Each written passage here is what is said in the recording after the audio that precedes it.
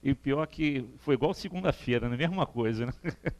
Porque esse estudo que eu estou trazendo aqui para vocês hoje é o mesmo que nós fizemos segunda-feira aqui na casa. E os mesmos problemas técnicos aconteceram. Então, vamos ver se a partir de agora dá tudo certo. Bom, dificilmente, né, a gente, ao falar de espíritos tão evoluídos como Bezerra, como Eurípides, né, como Chico também, né, quando a gente tem que falar sobre a vida do Chico, a gente não fica emocionado. Mas geralmente essa emoção vem lá para o finalzinho, né? E hoje o contato, vamos dizer assim, a sintonia já se deu muito antes do início, quando a gente quase foi arrebatado aqui do corpo e levado para o plano espiritual para receber as energias necessárias para que possamos fazer um bom estudo em memória desse que nós vamos comemorar no dia 29, amanhã, né? Hoje, é hoje, dia 29, 183 anos de Bezerra. Amanhã que eu vou fazer um outro estudo, lá na casa de Bezerra, lá em Vargem Pequena, né? Lá em Vargem Pequena, na casa de Bezerra, e é uma responsabilidade ainda maior, né? Falar de Bezerra na casa de Bezerra, né? E esse estudo eu já venho trabalhando já há 2 anos. Algumas fotos que vocês vão ver aí, vocês vão lembrar, quem esteve aqui no ano passado, nessa época de agosto, vai lembrar de algumas fotos que são as mesmas, né? Porque não tem como fugir, né? Quando a gente fala de Bezerra. Mas eu consegui muito mais material. Então esse material está enriquecido e nós vamos ver algumas, se eu posso dizer, ainda no século XXI, novidades sobre Bezerra de Menezes, né? Que é muito difícil, ainda mais para quem estuda, para quem lê várias obras biográficas que hoje já existem sobre Bezerra de Menezes. Mas o título do nosso estudo de hoje poderia ser esse aqui, Bezerra, o Kardec brasileiro. Poderia ser o estudo da nossa mini palestra de hoje, porque ele foi realmente o representante de Kardec aqui na pátria brasileira, trazendo da França tudo aquilo que os espíritos o recomendavam para iniciar o trabalho, para fincar definitivamente a bandeira de coração do mundo, pátria do Evangelho. Claro, e depois melhorando ainda tudo aquilo que Kardec iniciou na velha França, para que nós, brasileiros, não cometêssemos os mesmos erros que os franceses cometeram. Os descendentes, ou contemporâneos de Kardec, porque hoje, quando você fala de doutrina espírita na França, não existe, infelizmente não existe. São pequenos quartinhos de 9, 10 cadeiras colocadas para filosofar a doutrina espírita, se nós podemos dizer assim. Então, realmente não existe. E se você perguntar na terra francesa quem foi Allan Kardec, ninguém sabe quem foi. Então é realmente hoje no Brasil que esse estudo, né, essa doutrina maravilhosa, consoladora, é levada aos nossos corações, como Kardec previu dentro da sua pureza doutrinária, e é por isso que Bezerra tem o codinome de Kardec brasileiro. O outro título para essa palestra poderia ser essa: Bezerra, o médico dos pobres. E segundo os biógrafos de Bezerra, esse era o título, ou vamos dizer assim, a melhor alegria que Bezerra poderia receber era de ser chamado médico dos pobres. Isso ainda durante o estudo da medicina. Ele não era espírita ainda.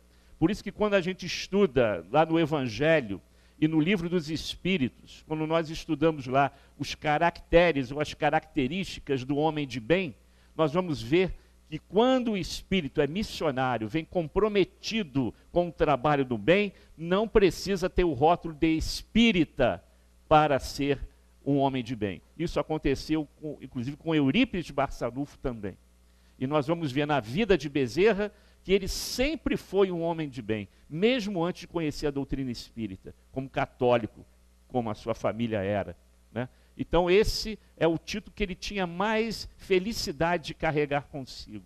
E quem deu foram os colegas seus de academia, de escola de medicina, porque ele dava prioridade aos pobres, deixava de lado os mais abastados, né? Os colegas tratavam, e ele ia direto àquele que mais carecia de ajuda, aqueles que eles chamavam de desvalidos. Era esse que ele socorria. Portanto, ele já tinha esse caráter do bem, do trabalho da caridade. Poderia também ter esse título a nossa palestra de hoje, Max, o defensor do Espiritismo. Max foi um codinome que foi dado a ele depois que ele chegou à doutrina espírita, quando ele começou a escrever em vários jornais de grande circulação artigos sobre doutrina espírita, defendendo a doutrina espírita de maneira ferrenha. E nós vamos ver aqui o momento certo onde isso aconteceu dentro da sua trajetória. Max era o codinome que ele usava para escrever esses artigos. Não vinha assinado Bezerra ou Adolfo Bezerra de Menezes. Vinha assim Max, irmão Max às vezes. Ou ainda outro codinome, Frei Gil.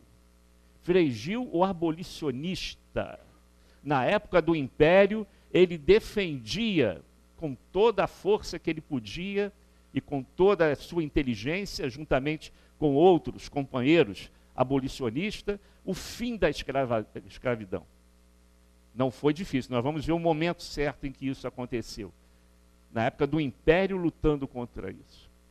E isso tudo aí se deve porque ele era médico, foi médico, redator e escritor no campo político da época, como nós vimos em determinados momentos, um período muito complicado da nossa história brasileira, né? Político, social e científico. Não esqueça que ele era médico e escrevia e colaborava com várias revistas de medicina do Brasil e da Europa, com artigos, né? E também como redator de algumas dessas revistas. Político, foi político durante 20 anos. Durante 20 anos, ele foi um grande político aqui do Rio de Janeiro, e nós vamos ver também esse perfil. Espírita, como nós sabemos, e um dos precursores da ecologia do Rio de Janeiro, principalmente em relação às matas ciliares. Ele, como vereador, como político, foi o primeiro a escrever e talvez convidar os seus colegas de bancada a auxiliarem nesse projeto que deu prosseguimento e que foi lei na época, regulando todas as matas ciliares do Rio de Janeiro, em relação a desmatamento. Quer dizer, foi uma pessoa de visão já. Então podemos dizer que ele faz parte também de um dos precursores da ecologia em relação à defesa da floresta do Rio de Janeiro. Ele nasceu, onde está essa setinha vermelha, que hoje é um município chamado de Jaguaretama, lá no interior mesmo do Ceará. Na época chamado Riacho do Sangue, e o nome já diz tudo, porque foi uma época de conflitos. Inclusive a família de Bezerra de Menezes, seu avô e o seu pai, foram perseguidos politicamente por terem vamos dizer assim, uma visão de separação. Eles eram considerados separatistas em relação ao resto do Brasil. Era a chamada Confederação do Equador, do qual o avô de Bezerra de Menezes fez parte. Morreu muita gente foi perseguida. O avô de Bezerra foi perseguido, foi preso, o pai também foi perseguido, tanto que ele, com 7 anos de idade, teve que sair dessa região e mais à direita, no Rio Grande do Norte, onde ficou lá até fazer a faculdade de medicina aqui no Rio de Janeiro. Então, todas as posses que a família teve foi se perdendo com o tempo, nessa fuga, fugindo, né, da perseguição política da época. Era uma família rica, muito rica, e com o tempo foi perdendo tudo que tinha por causa da perseguição política. E aos 20 anos de idade, isso em 1851, ele transfere-se para o Rio de Janeiro, fazendo a faculdade de medicina e se tornando homeopata. Com um ano de estudo, como estudante, com um ano de estudo, ele já era auxiliar cirurgião dos seus colegas e amigos professores. Para você ver a inteligência que esse espírito veio trazendo para nós, toda a oportunidade de trabalhar também com a homeopatia, onde ele trabalhava nesse local, né, nessa farmácia Cordeiro, na sobreloja. Lá em cima era o local em que atendia, embaixo era a farmácia. E ali ele começou a clinicar, logo após que se formou. Ele se formou em 1856, né, na faculdade ou da Academia Imperial de Medicina, hoje é o FRJ, e ali ele veio atuando como professor, sempre amparado por amigos, né, encarnados e desencarnados, por uma missão que estava pronta para se realizar no futuro próximo. Aos 26 anos, ele entra para o corpo oficial do Exército. Essas fotos são as mesmas que eu trouxe no ano passado, até aqui não tem muita novidade, e eu sempre consigo fotos do Bezerra, mas sempre com barba. Eu não consegui nenhuma sem barba. Mas eu juro que ele nasceu sem barba. Ele nasceu sem barba. Mas todas que eu encontro, ele tem uma barbinha lá, né? Então aí ele entra, né, como oficial tenente, né, do corpo médico do Exército, e vai ser sempre importante esse momento aí, em que ele, foi nessa época também, que ele se casa com a sua primeira esposa, Maria Cândida de Lacerda, esposa essa que vai acompanhar Bezerra, principalmente nos momentos mais difíceis da sua vida, ela já desencarnada, e é o primeiro espírito a receber Bezerra de Menezes ao voltar à pátria espiritual. Ela estava lá ao lado dele. Então, e ela, inclusive, vai lhe dar 2 filhos, né? Um desses filhos, tal qual uma das irmãs de Chico Xavier, tinham sérios problemas de obsessão. E por causa dessa dificuldade que Bezerra teve em tratar esse estado de obsessão muito grave da sua filha, e de Eurípides também, de não conseguir dar a cura que ele tanto desejava à sua irmã, o mundo espiritual dizia para os 2 espíritos que era necessário, era importante que o espírito dessas 2 companheiras tivessem essa dificuldade devido a um compromisso do passado, e era uma prova que tinham que passar. Então, por maior que fosse a mediunidade de Bezerra, no seu receituário mediúnico, e de Eurípides também, no seu receituário mediúnico, através de Bezerra de Menezes, porque eles sempre foram unidos, sempre foram amigos no mundo espiritual, e também num passado recente, né, dizem que eles também estiveram juntos aqui na Terra. Mesmo assim, não houve oportunidade de cura, porque era necessário aqueles espíritos passar por essa prova. E por isso, eles foram quase que rechaçados pela família. A família criticava. Você que cura os outros, não consegue curar sua filha. Ele era, vez ou outra, cobrado pela família, como Eurípides também foi cobrado. Você não consegue curar a sua irmã? Falavam isso para Eurípides. Cura todo mundo e a sua irmã você não consegue curar, porque era uma prova que o espírito tinha que passar realmente. Então, aos 30 anos, ele começa então a flertar com a política. Ele entra na política, aos 30 anos de idade. Mas para isso, ele teve que se desligar do Exército. E quem fez isso? Uma pesquisa que eu fiz agora recente, hoje nós vamos, como eu falei na segunda-feira, nós vamos falar muito em nome de rua aqui. Muito em nome de rua aqui, de pessoas que viraram nomes de rua. Uma delas é a Doc Lobo, que era adversário político de Bezerra de Menezes.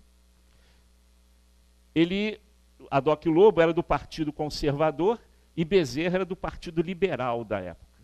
Então foi a Doc Lobo que levantou a mão e falou, olha, aqui não dá para ser médico né, cirurgião, militar e vereador. Vai ter que optar.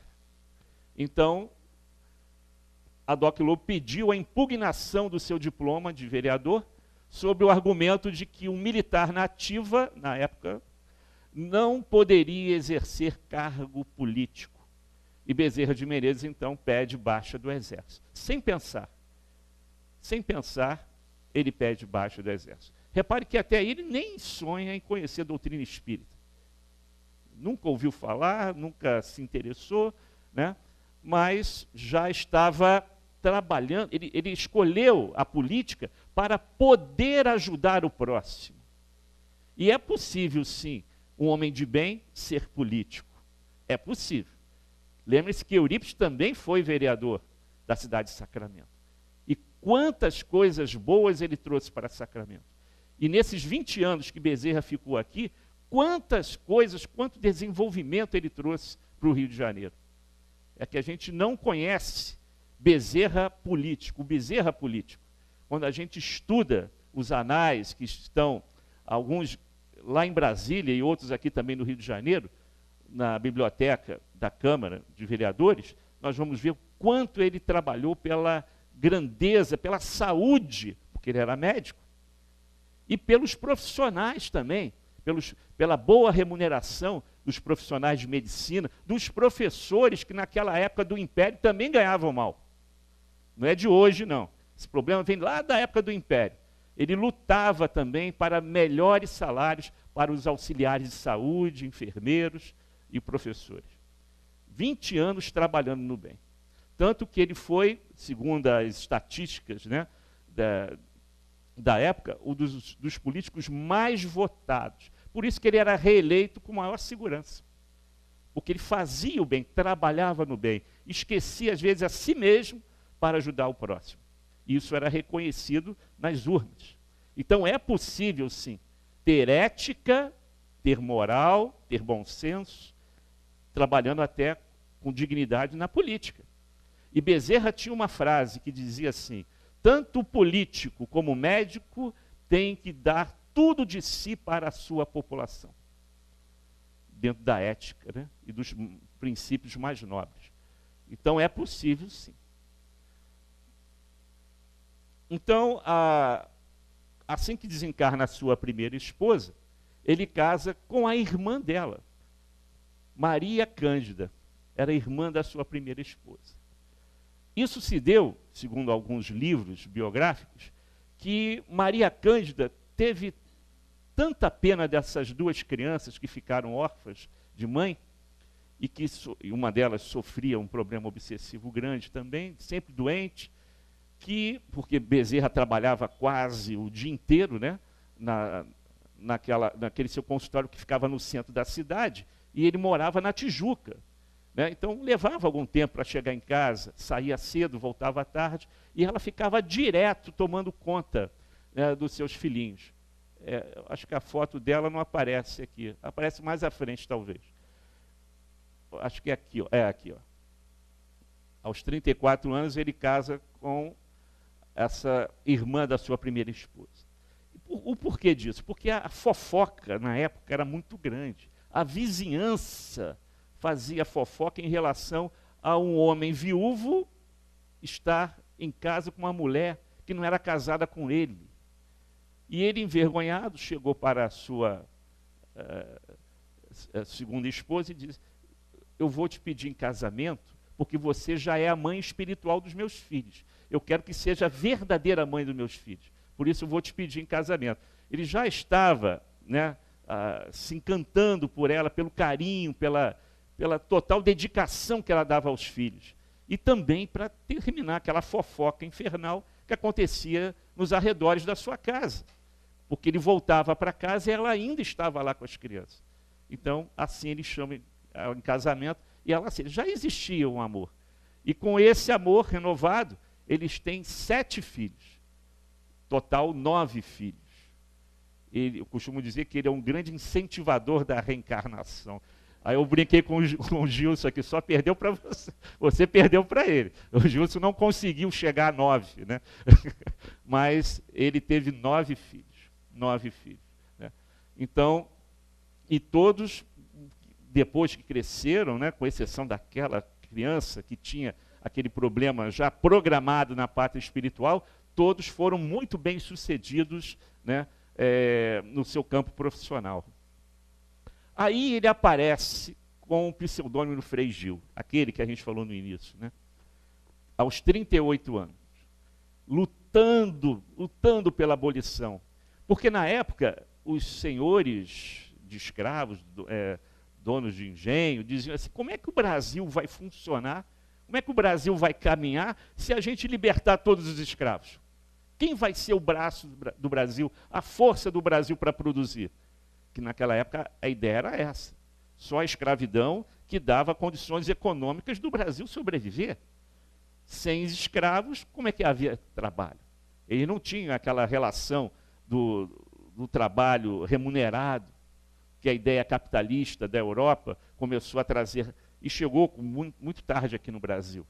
Então ele escreveu uma obra intitulada A Escravidão no Brasil e medidas que convém tomar para extingui-la sem danos para a nação. E escrevia num periódico semanal chamado Sentinela da Liberdade. Toda semana ele atacava o império em relação à escravidão, aos senhores, aos donos de escravos e comerciantes de escravos do Brasil. Eu consegui achar a capa de um livro, e aí ele assina Adolfo Bezerra de Menezes, mas no periódico é Frei Gil, mas aí ele assina Doutor Adolfo Bezerra de Menezes. Porque o papo da época era o seguinte, não era só questões econômicas, não. Alguns diziam assim: tá bem, vocês querem que eu liberte os escravos? Vou libertar, mas esse pessoal todo vai para a Guerra do Paraguai. Se libertasse os escravos, seriam mandados para a Guerra do Paraguai. E mais uma vez Bezerra levantava, dizendo que isso não era justo, que fossem apenas os voluntários, não todos. E foi o que aconteceu. Os voluntários foram para a frente de batalha. Aqueles que não quiseram ficaram aqui. Mas todos queriam fazer o seguinte: nós vamos fazer um acordo. Eu vou libertar, mas todos deverão ir para a guerra. Não foi assim que aconteceu. Então esse é o livro. Repara que a língua portuguesa da época está aí caracterizada, né? Era muito estranho, muito... O pessoal já acha que hoje ainda é complicado. Na época, então, era mais ainda. Mas esse era o livro lá de 1869, né? Que ele escreveu contra a escravidão. E aí eu convoco vocês a tomarem ciência dessa data aí, 1875. Aos 44 anos, ele recebe do seu amigo de faculdade, amigo de academia, não era médico, mas conviveu com ele na faculdade, o Joaquim Carlos Travassos, que foi o primeiro tradutor do Livro dos Espíritos. Daquela famosa viagem de trem, né? De bonde puxado a burro. E ele, quando recebe esse livro, sem nenhum interesse em ler, porque ele era católico, ele sabia que isso tudo é coisa do demo, do diabo, a família dizia que a doutrina espírita era coisa do demônio. E quando ele recebeu o livro, a viagem levava 1 hora, aliás, de carro ainda leva 1 hora do centro da cidade a Tijuca, ainda continua levando 1 hora. Naquela época, no bonde puxado a burro, também levava 1 hora. E ele falou: vai ser muito tempo aqui, sem fazer nada, eu vou folhear esse livro. Para o inferno eu tenho certeza que eu não vou. O fato de eu folhear esse livro, para o inferno eu não vou. E começou, aí aparece aquela história, né? Que todo mundo conhece. Eu já li isso em algum lugar, em algum momento eu já ouvi falar disso. Mas aí cabe um parêntese muito importante. Muitos acham que foi nesse momento que ele se tornou espírita. E não foi. E não foi. Vocês verão qual foi o momento que ele vai se tornar espírita. Aqui ele conhece a doutrina espírita. A mesma coisa aconteceu com Eurípides Barçanufo, quando recebeu o livro de Leon Denis, depois da morte pelo seu tio senhor. Ali ele conheceu a doutrina espírita, mas ainda não era espírita. E esse erro também cometem com Eurípides, dizendo que ele se tornou espírita ao receber o livro depois da morte de Leon Denis. Também não foi assim. Os espíritos missionários, os espíritos que vêm com uma missão pré-definida, importantíssima, ligada diretamente a Jesus, companheiros de Jesus, convidados a Jesus a habitar o planeta Terra para ajudar nessa proposta de transformar a Terra em um planeta agora de regeneração, depois num planeta feliz, ele já vem de outros orbes compromissados com essa ideia. A primeira encarnação que nós temos ideia de Bezerra, como a de Eurípides, eles já eram espíritos evoluídos. A postura dele para com Jesus, amando Jesus e honrando o Evangelho de Jesus, mostra que eles já eram espíritos iluminados. Isso na primeira encarnação que nós conhecemos, tanto de Eurípides quanto de Bezerra. E foram mortos, né, amando Jesus, honrando o nome de Jesus e as palavras de Jesus. Todos os dois. Então, nesse momento aí, ele conhece a doutrina espírita. Lê com afinco, não só o Livro dos Espíritos, mas toda a obra de Kardec. A outra história que falam também, já são outras pessoas afirmando que ele se tornou espírita depois dessa cirurgia mediúnica, que também não é verdade. Não foi esse momento que ele se tornou espírita. Mas aos 51 anos, repara que ele conheceu o Livro dos Espíritos aos 44 anos. Em 1875, o Livro dos Espíritos era um adolescente, tinha 18 anos de idade. Tinha 18 anos de idade. Então, até os 51 anos de idade, ele leu muita coisa de Kardec, as obras que começaram a surgir depois. Mas não era espírita ainda. E essa cirurgia aí tem uma historinha que antecipa essa cirurgia propriamente dita. Ele sempre teve esse problema de digestão ou dispepsia, como o pessoal chamava. E soube que tinha alguém que trabalhava com homeopatia, um médium espírita no centro da cidade que trabalhava com homeopatia. Então, como ele ainda era estudante curioso da doutrina espírita, e a gente aprendeu com Kardec que é melhor você deixar de lado 9 verdades do que aceitar uma mentira, ele falou, eu vou continuar estudando isso, pesquisando na prática com esse médium. Vou escrever um bilhetinho para ele. Ele escreveu com o nome de Adolfo, descrevendo os sintomas que estava passando, pedindo um receituário mediúnico daquele médium. Adolfo era um nome muito comum na época, muito comum no final do século XIX, muito comum. E ele assinou Adolfo e descreveu todos os sintomas que ele estava passando. O médium semi-letrado, semi-analfabeto, recebeu a cartinha e uma intuição, ou um fenômeno mediúnico, né, de comunicação mediúnica, o seu espírito amigo e protetor disse, responda essa carta como se fosse uma pessoa muito importante, não economizando, vamos dizer assim, palavras acadêmicas da medicina. E ele responde como se fosse um estudante de medicina, claro, né, através de um fenômeno da psicografia, e era uma pessoa quase que analfabeta, podemos dizer assim. Aí Bezerra recebe aquela resposta e dizia no final, o mal não será totalmente dissipado. Você ainda ficará um período com esse problema. Esse fenômeno aconteceu 3 meses antes da cirurgia mediúnica que ele passou depois. Aí o problema acabou. A partir daí ele começou então a prestar mais atenção nos fenômenos mediúnicos, mais atenção ainda nos estudos de Kardec, né?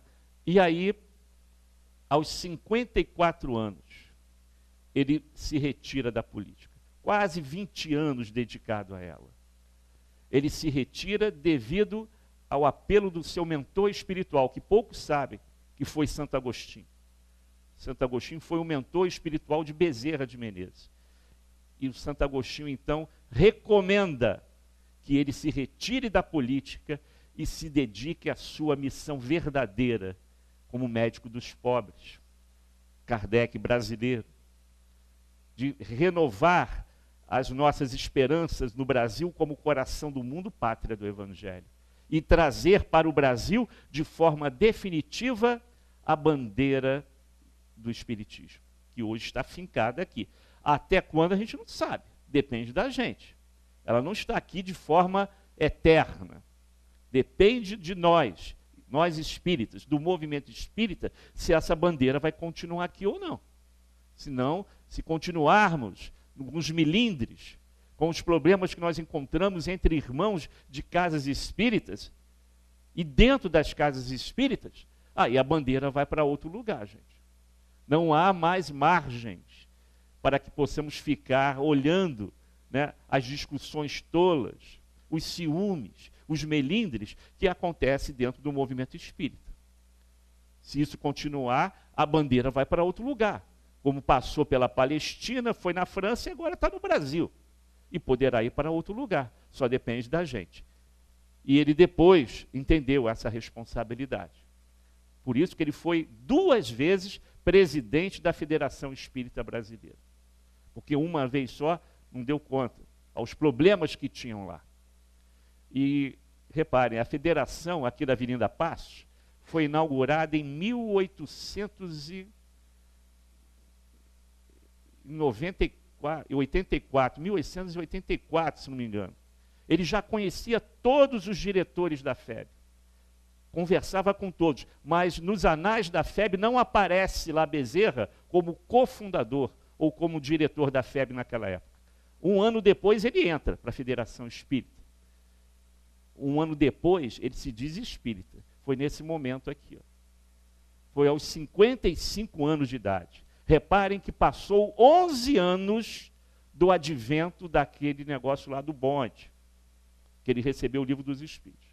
11 anos depois, ele sobe lá no 2º andar, que ainda tem lá na Avenida Passos, no salão nobre lá de palestras da FEB, e faz o seu pronunciamento, seu discurso de conversão ao Espiritismo. 11 anos depois. Porque ele se dedicou, eu estava falando no início, né? Os espíritos missionários, quando eles entram na luta, não recuam mais. E quando eles entram na luta, eles entram preparados. Assim foi com Paulo. Paulo não se retirou lá para o deserto para se preparar, para estudar, para depois voltar e fazer tudo aquilo que ele fez a favor do Cristo. Assim também foi com Eurípides, não esse tempo todo. Eurípides ficou, se não me engano, 11 meses ou 1 ano na fazenda Santa Maria, segundo as pessoas que hoje ainda vivem lá e contam essa história verbalmente para nós, como a tia Igorina, que já não está mais entre nós, desencarnou no ano passado, no Dia dos Pais. E outros lá, velhinhos lá de Sacramento, que contam isso. Que ele ficou quase 1 ano na fazenda Santa Maria, e em Conquista, que é uma cidade próxima também, 20 minutos de Sacramento, onde os seus parentes moravam lá, e eram espíritas também, estudando Kardec, para poder voltar a Sacramento e dizer, eu sou espírita. A mesma coisa aconteceu com ele. No momento certo, ele sobe então o auditório, o 2º andar da FEB, e pronuncia o seu discurso de conversão ao Espiritismo. Daí para frente, tal como Eurípides Barçanufo, o mundo cai, o céu cai na sua cabeça. Os amigos se afastam, os amigos de Bezerra vinham numa calçada, Bezerra não, eles iam para outra calçada. Naquele caminho da Avenida Passos, naquelas lojinhas, né, de sobrados, as pessoas cuspiam em cima dele quando ele passava na calçada. Não foi fácil não, gente. Ser espírita nessa época não era fácil. Não era fácil. Mas, por isso que ele se preparou. se preparou para dizer, eu sou espírita. E o seu mentor espiritual, Santo Agostinho, disse tudo o que ia acontecer com ele. Inclusive a perda de bens materiais. Tanto que ele desencarna paupérrimo, pobre, sem um níquel no bolso. E muitas vezes, naquelas viagens de bonde, ele voltava a pé para casa, do centro da cidade, a Tijuca, porque não tinha dinheiro para pagar a passagem. Porque o último R$1.000 que ele tinha no bolso, ele dava para os pobres comprar remédio. Voltava a pé para casa. Vários biógrafos falam sobre isso. Tem uma cena que até hoje eu não esqueço, e que não, infelizmente não passou no filme, né, de Bezerra, foi o primeiro, até nisso ele foi precursor, né, Bezerra, foi aquele que trouxe aquela leva de filmes espíritas, o primeiro foi o dele. De uma infelicidade, porque o filme foi assim produzido de uma maneira, parece que foi rápido, correndo, um filme escuro, né, e não conseguiu trazer toda a verdade, toda a trajetória da vida de Bezerra, como conseguiram fazer a do Chico, né? O do Chico é belíssimo. O livro que conta início, meio e fim, de tudo que a gente precisava. O de Bezerra a gente não vê isso, né? Parece que ele é meio cortado, né? E só para quem é espírita mesmo que conhece e gosta do filme. Quem não é espírita não entendeu, não entende o filme. No caso do Chico, não. Mesmo quem não é espírita entende perfeitamente a trajetória do Chico até se tornar espírita. Mas tem uma cena da sua vida que a sua esposa aguarda Bezerra chegar. Quando Bezerra chega em casa, ela lá de cima da escada diz assim, Bezerra, não temos nada para comer hoje. Não temos um tostão. Não temos o que comer hoje. E ele só diz assim, Jesus vai prover tudo. E não se sabe por que no dia seguinte, uma carroça de mantimentos para em frente à sua casa. Era doação de uma pessoa que ele nem conhecia. Ele nem tinha ideia de quem era que deu aquela doação e que deu para prover durante aquele mês toda a sua família. Ele não tinha dúvida em relação à sua fé, mas os seus familiares tiveram, juntamente com ele, de passar muita necessidade, mas ninguém morreu de fome. Não teve os supérfluos, não teve os luxos que os seus colegas médicos com a sua família tinham, porque ainda continuava amando os pobres, continuava, e não cobrava nada, e o consultório cheio, sempre cheio, mas de pobres, que não tinham o que pagar. E ele nunca mandava a pessoa voltar, recebia com todo carinho. Aqui, aos 56 anos, já aparece ele como Max, que Freitas Nobre, também espírita, político e também espírita paulista, né, no ano de 77, conseguiu reunir em 3 volumes, pela editora Edicel, na época, ele era também editor da Folha Espírita e da editora Edicel.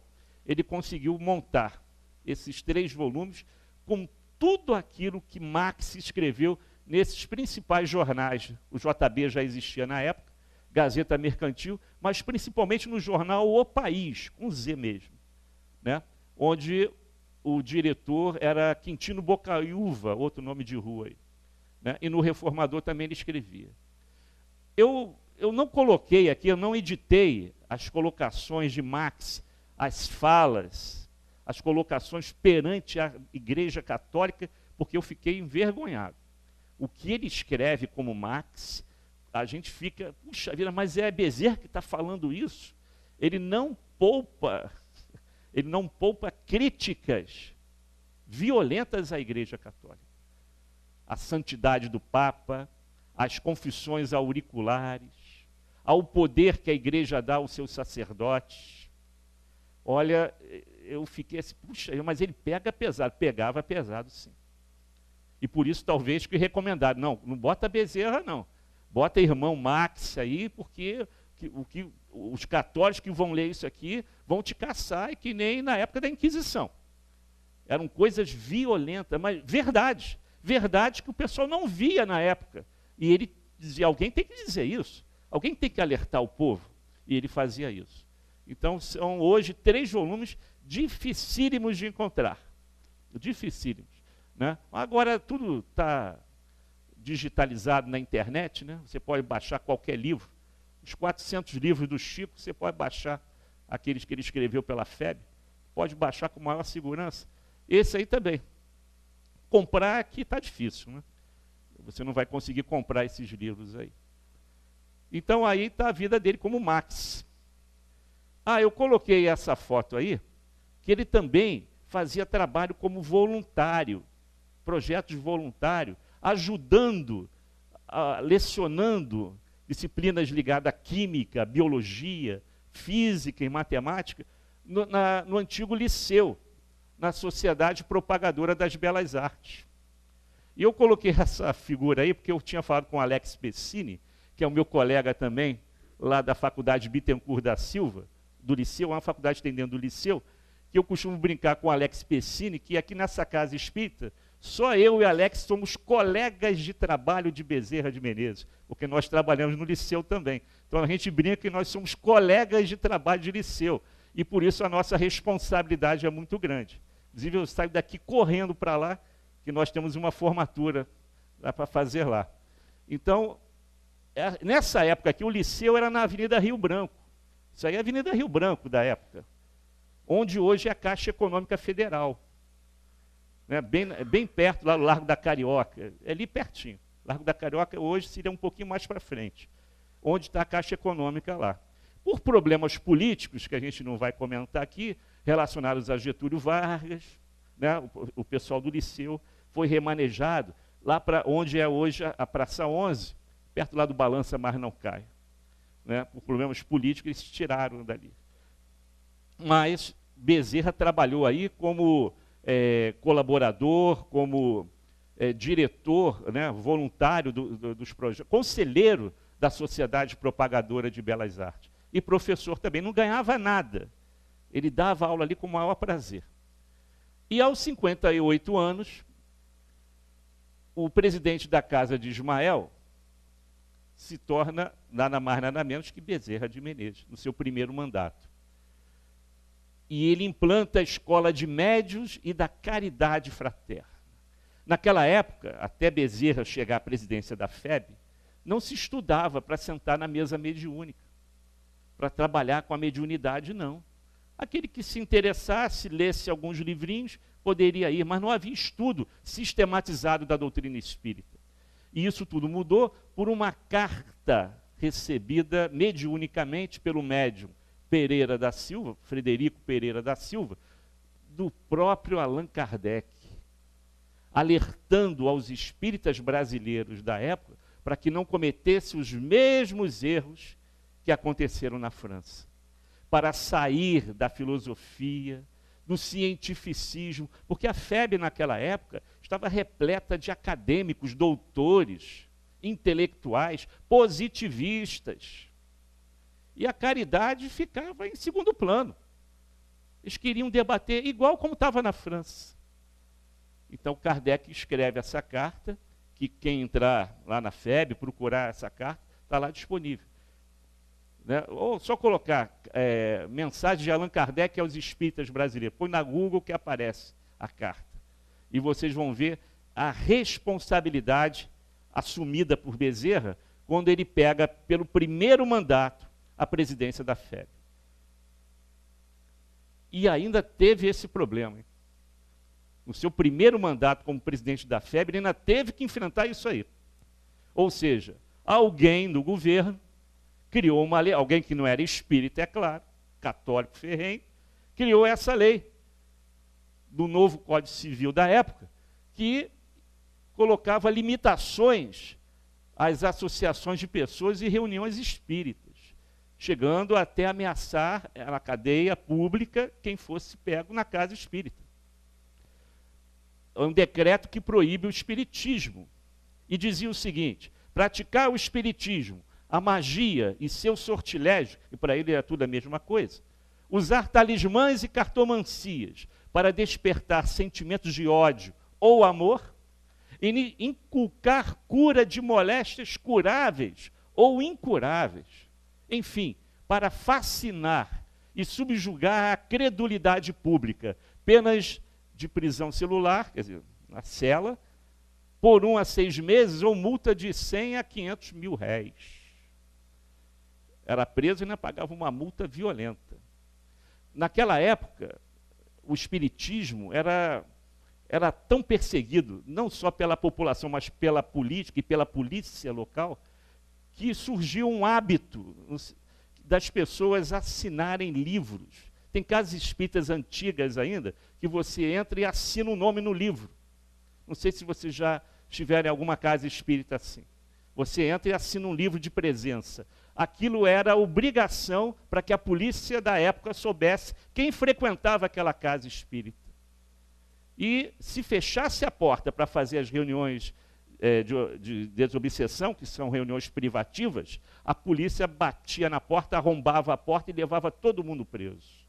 Foi aí então que Bezerra, na época presidente no seu primeiro mandato, vai apelar aos seus amigos políticos, vereadores da capital, na época a capital do Brasil, para que acabasse definitivamente com isso.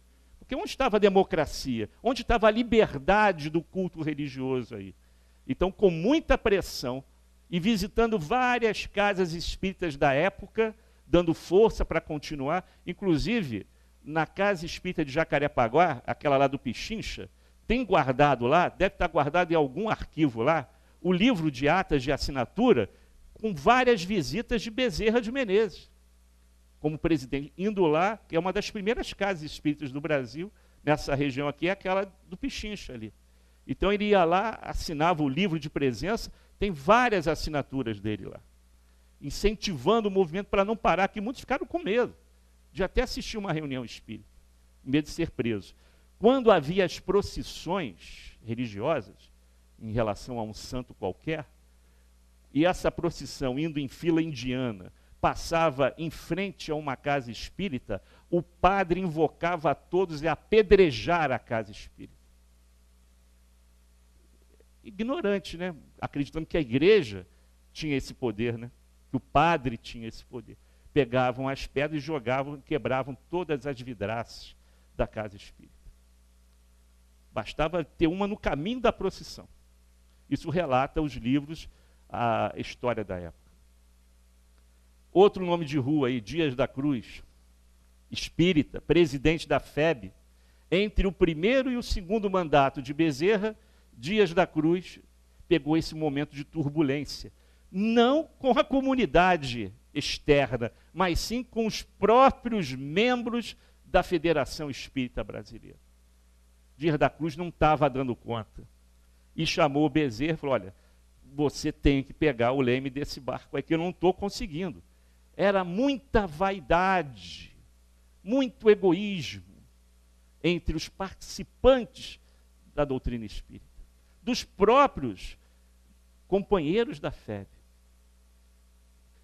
E foi aí, então, que ele assume a presidência pela segunda vez e começa a fazer um elo de ligação entre o cristianismo e o espiritismo, entre a fé raciocinada, a ciência com o amor e a razão, e colocando definitivamente a marca da caridade dentro das instituições espíritas, convocando os espíritas a botar o pé na lama, de ir nas favelas, de atender aos desvalidos, aos mais necessitados, sair do comodismo das suas casas espíritas, filosofando ciência, ou até mesmo divagando sobre filosofia espírita, e de ir de encontro aos necessitados. Então ele começa essa campanha. E é por isso que quando a gente compra o Reformador, ou quando a gente entra na área administrativa da FEB, lá em Brasília, a gente encontra essas três palavras: Deus, Cristo e caridade. E a palavra caridade só está ali por causa de Bezerra de Menezes. Porque nós temos que admitir, a FEB, a nossa FEB, que hoje tem um projeto de levar a doutrina espírita, a evangelização a todos os cantos do país, de levar a unificação espírita, do movimento espírita unificado, que é quase sempre a palavra final das palestras do Divaldo. Sempre quando Divaldo acaba um seminário na FEB, ou em qualquer outro encontro, em qualquer outro congresso espírita, Divaldo vem com Bezerra, incentivando a união dos espíritas, darem as mãos, deixarem de lado os melindres, as vaidades, e tomar o rumo que o Brasil necessita de cada um deles.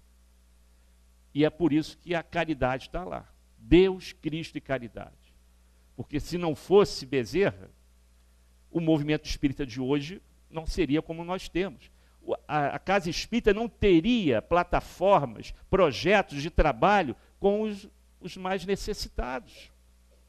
Não teria condição nenhuma. E é por isso que nós não duvidamos que a FEB era uma antes e depois de Bezerra de Menezes. Porque antes de Bezerra de Menezes, como nós falamos aqui na segunda-feira, a FEB detestava pobres. E só foi com Bezerra de Menezes que eles entenderam a importância de descer das suas cadeiras acadêmicas e chegar até a Casa Espírita. Eu só tenho mais uma coisinha a falar para a gente fechar a vida dele aqui, como espírita, porque a primeira falácia a gente já descobriu aqui, que ele se tornou espírita 11 anos depois de receber o Livro dos Espíritos. Uma outra que o pessoal diz que aconteceu assim que ele desencarnou é essa história aqui. Ó. Isso aqui foi quando ele desencarnou, né? E um detalhe, ele desencarnou tão pobre que a Federação Espírita Brasileira, com Leopoldo Cirne e Quintino Bocaiúva, que era senador da República e espírita, fizeram uma vaquinha para poder ajudar a família de Bezerra de Menezes. Porque ele não deixou nada para ninguém. Fizeram uma vaquinha aqui, graças a Quintino Bocaiúva e Leopoldo Cirne, para poder atender a família de Bezerra. A missão de Bezerra foi o quê? Fixar a doutrina espírita nas terras verdes e amarelas. Coisa que a gente vê que está acontecendo. Através do Pacto Áureo. O Pacto Áureo foi exatamente isso. Lins de Vasconcelos cria essa expressão, outro espírita famoso, Lins de Vasconcelos, cria a expressão Pacto Áureo para dar concretizada a missão de Bezerra de Menezes, que só aconteceu 50 anos depois de desencarnado. Então é isso que a gente quer mostrar aqui. Que muitos dizem que o convite que Celina fez a Bezerra de Menezes aconteceu no exato momento do seu desencarne. Isso não é verdade.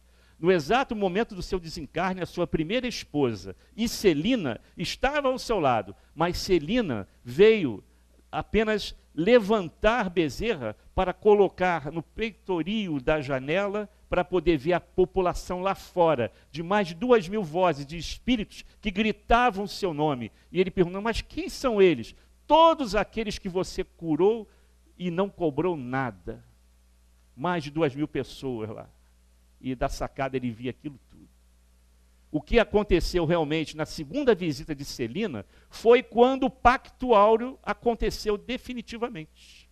Quando o Pacto Áureo aconteceu, se fechou todo aquele projeto da organização federativa que a FEB tem hoje, do Conselho Federativo Nacional, de unificação do movimento espírita, a missão de Bezerra se concretizou. E aí sim veio essa mensagem aqui. Em 1950, no cinquentenário do seu desencarne, Bezerra de Menezes é convidado pela Mãe Santíssima a seguir para outras esferas do universo, compatível com a sua evolução espiritual. Mas ele declina. Ele diz, não, ele diz exatamente isso, eu não mereço. Se algum crédito tenho, suplico a Maria Santíssima continuar nas terras verdes e amarelas do Brasil. Desejaria ali ficar enquanto houver uma pessoa chorando, um gemido dos meus irmãos brasileiros. Então isso, muitos dizem que aconteceu depois do seu desencarne. Aconteceu 50 anos depois. E como nós podemos prever, Maria concedeu mais 50 anos. Olha, então tá bom. No ano 2000 eu volto para levar comigo, para levar você comigo. E parece que isso não aconteceu. Eu acho que Maria desistiu de Bezerra, porque graças a Deus ele ainda está aqui conosco, pelas mensagens que a gente vê, né, pelo nosso querido Divaldo. Graças a Deus, eu acho que Maria não, esse cara não tem mais jeito, ele vai ter que ficar na terra mesmo, deixa ele lá, ele está feliz, vamos tratar da nossa vida. E ela deu, então, prosseguimento ao seu planejamento. E aí está, assim, o final da nossa palestra. Uma coisa que eu fui descobrir agora, mês passado, ao montar a palestra. Eu não sabia dessa ligação entre eles, entre encarnado e encarnado, entre o Brasil e outro local da Europa. Uma figura muito conhecida da doutrina espírita, em terras francesas. Escreveu isso assim que Bezerra desencarnou. Quando tais homens deixam de existir, enluta-se não somente o Brasil, mas os espíritas de todo o mundo. Quem escreveu isso foi Leon Denis.